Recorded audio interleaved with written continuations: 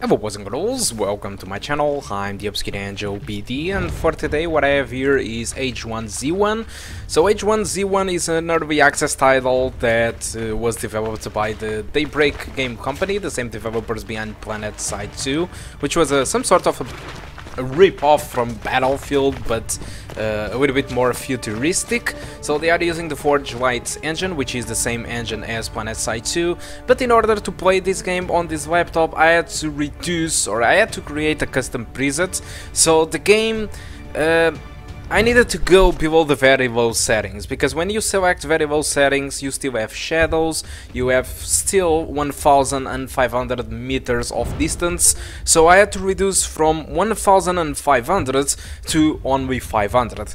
Also, I disabled shadows, which improved a little bit the performance, but unfortunately the distance have a great which is bad, great downside, okay, that is when you are falling from the skies, okay, to the battlefield, let's say this way, you can't see a thing. So unfortunately that is one of the drawbacks from having the distance at a very low level. But as soon as you reach the floor, as soon as you land with the parachute, the distance is quite good.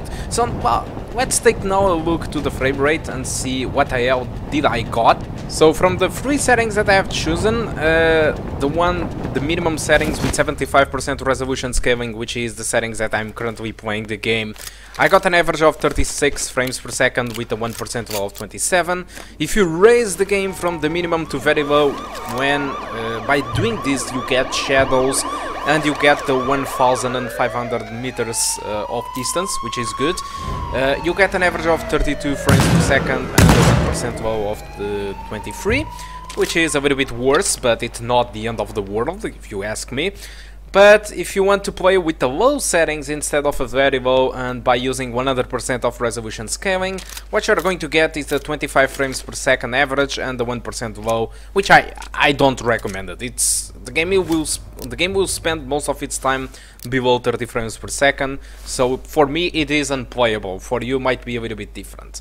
I think probably it is a little bit difficult to choose between the minimum settings or the very low.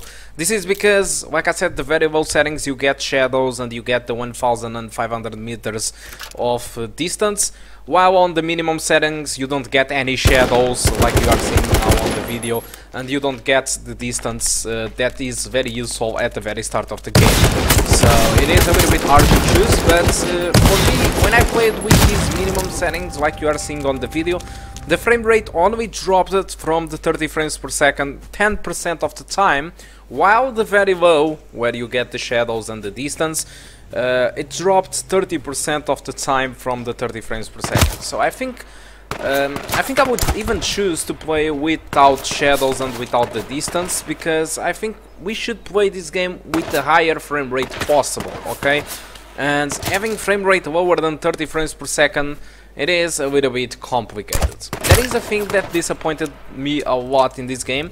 Usually I benchmark this game when I'm on the pads, and usually I use an Xbox controller. Unfortunately this game doesn't seem to natively support the gamepad, so it was a little bit of a disappointing if you ask me. So that's all that I want to talk for now about H1Z1. Hope you did enjoy the video. If you have any question, just leave on the comment section of the video. So hope you did enjoy it, and hope to see you soon. Goodbye.